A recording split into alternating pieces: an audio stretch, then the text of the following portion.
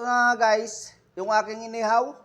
Hindi ko na masyadong inihaw gawa ng sobrang lambot na. At meron na rin luya. At lalagyan na rin natin ng kanyang sibuyas. Ayan guys, hihiwain na natin at gagawin na natin na napakasarap na luto ng norte. Ayan po, babalik pa tayo mamaya. Eto na po, nagayat ko na po yung kanyang sibuyas. Ilalagay na ho natin. Ayan po ang kanyang sili. Isabay na natin yung kanyang sibuyas. Medyo marami tayong nilagay na sibuyas. At lalagyan pa natin lang ng luya yan.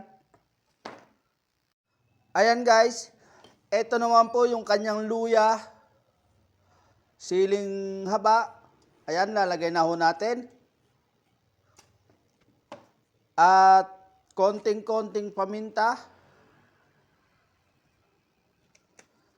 MSG, ilagay na rin natin. Konting-konti lang din po.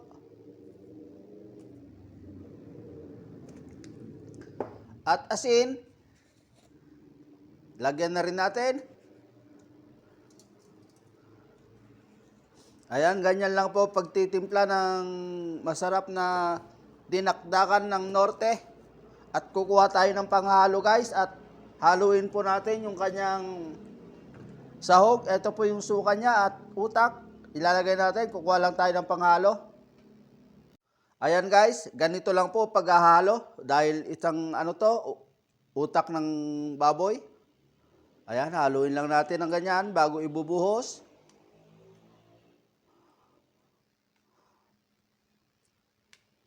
Ayan.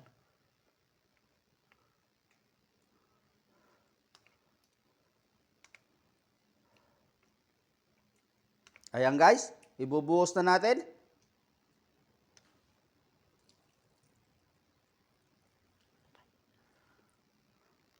Ayan guys, ipe-first bite na natin yung ating ginawang dinakdakan. Ayan, bagong kuha yung aking kutsara, iba yung ating pang first bite.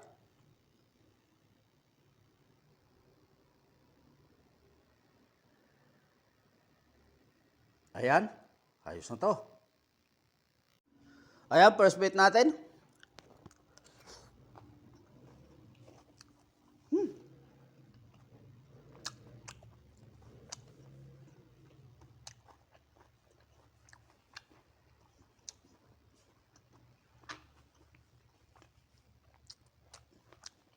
Ayos guys.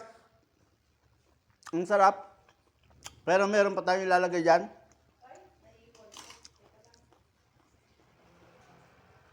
Thank you, all is well. Nagnanam.